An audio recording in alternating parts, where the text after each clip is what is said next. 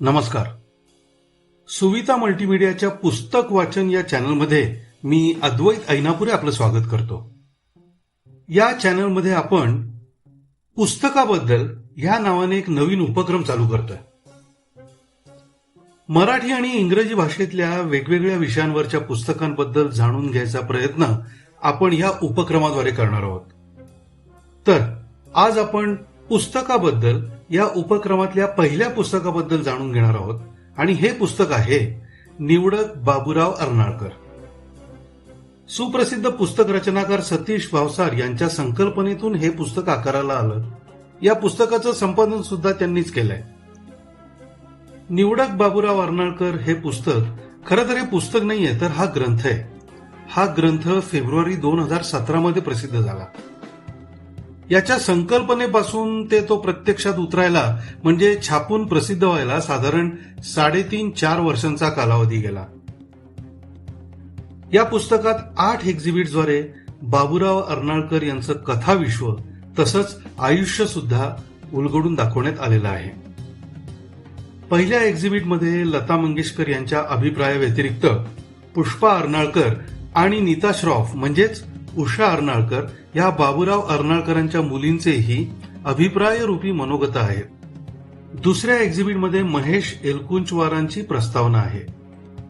तिसऱ्या एक्झिबिटमध्ये सदर पुस्तकाचे संपादक सतीश भावसार यांनी इन्व्हेस्टिगेशन या सदराखाली एक लेख लिहिलाय. चौथ्या एक्झिबिटमध्ये 10 मान्यवरांचे लेख आहेत. 5व्या एक्झिबिटमध्ये एकूण 11 कादंबऱ्या आहेत. 6व्या एक्झिबिटमध्ये 5 कथा आहेत. 7व्या एक्झिबिटमध्ये वाचक अर्नाळकर असा पत्रव्यवहार आहे. तर 8व्या एक्झिबिटमध्ये 4 परिशिष्ट आहेत. ट्रिगर दाबण्यापूर्वी या सतीश भावसारांच्या सदर पुस्तकाच्या निर्मिती कथेपासून ते शेवटच्या एक्झिबिट नंतरच्या बाबूरावांचे पुत्रवत मित्र विभाकर कर्वे यांच्या माहितीपर्यंतचं प्रत्येक पान वाचनीय आहे. आणि हेच या पुस्तकाच्या निर्मितीकरता झटणाऱ्यांचं श्रेयही आहे. ट्रिगर दाबण्यापूर्वी हा पुस्तकाच्या निर्मितीची कहाणी सांगणारा लेख बाबूरावांच्या कथा कादंबऱ्यांइतकाच चित्तथरारक वाटतो. लोकवाङ्मयगृह या प्रकाशन संस्थेच्या कार्यालयातल्या गप्पांमधून बाबूराव अर्नाळकरांवर पुस्तक करणार का असा भावसारांना विचारलेला प्रश्न, मग त्यांनी हो म्हणणं, पुढे झपाटल्यागत पुस्तकावर काम चालू करणं, त्यात बाबूरावांचे मानसपुत्र विभाकर कर्वे यांनी बाबूरावांची पुस्तकं, पुस्तकांच्या नावांची यादी, बाबूरावांच्या आठवणी याद्वारे केलेली मदत, पुस्तक हळूहळू आकार घेऊ लागलेलं असतानाच हे पुस्तक आपल्याला छापता येणार नाही असा लोकवाङ्मयगृहाचा नम्र निरोप, पुढे राजहंस प्रकाशनाचे दिलीप माजगावकर यांना या पुस्तकाबद्दल सविस्तर सांगितल्यानंतर त्यांनी आपण हे पुस्तक करूया असं म्हणून लेखकाला दिलेला आनंदाचा धक्का, मग पुस्तकाच्या रूपरेषेची आखणी, पुस्तक निर्णायक टप्प्यावर पोचत असताना बाबूरावांविषयीचा चालता बोलता ज्ञानकोश, विभाकर कर्वे यांचं निधन, हे सगळं ट्रिगर दाबण्यापूर्वी हा लेख वाचताना आपण अनुभवतो. आणि ज्या वाक्यात संपादक भावसार आज हा ग्रंथ पूर्ण होतोय याचा मला मनापासून आनंद होतो आहे असं लिहितात, तिथे आपणही आनंदाने भरून पावतो. या पुस्तकाच्या मुखपृष्ठावर प्रस्तावना महेश एलकुंचवार असं लिहिलं आहे.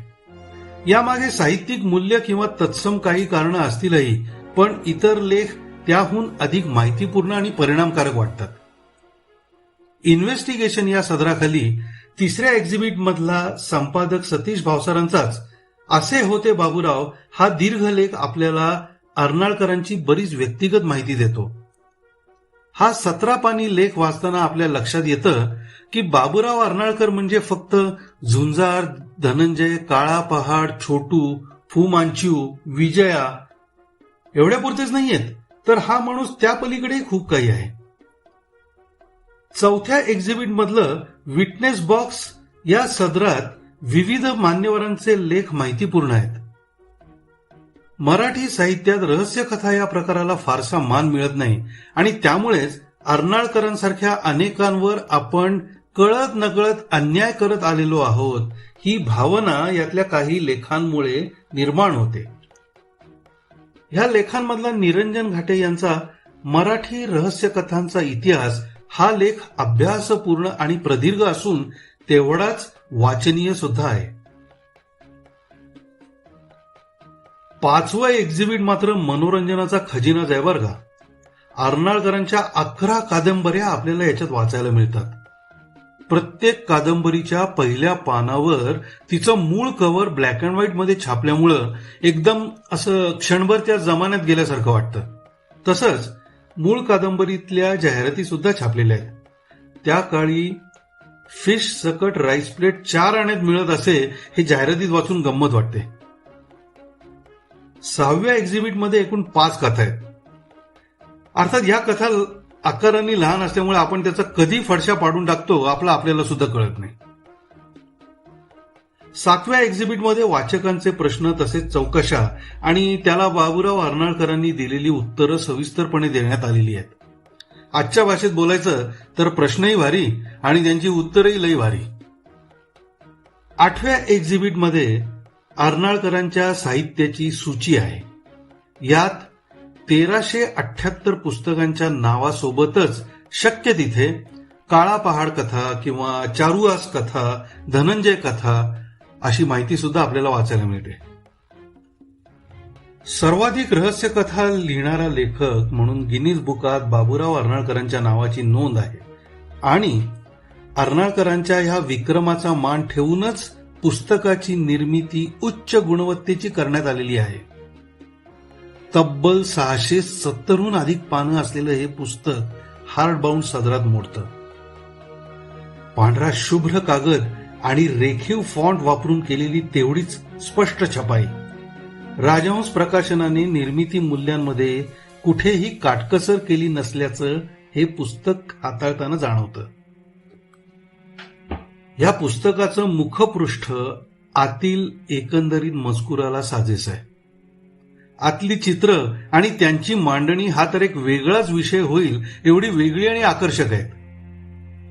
एकंदरीत बाबूराव अर्नाळकर किंवा त्यांच्या रहस्य कथा तसंच झुंजार, धनंजय, काळा पहाड अशी नावं ऐकून हर्षभरित होणाऱ्या आज 50 किंवा त्या पुढच्या वयोगटात असणाऱ्या वाचकांना भूतकाळात यथेच्छ विहार करण्यासाठी हे पुस्तक उपयुक्त आहे.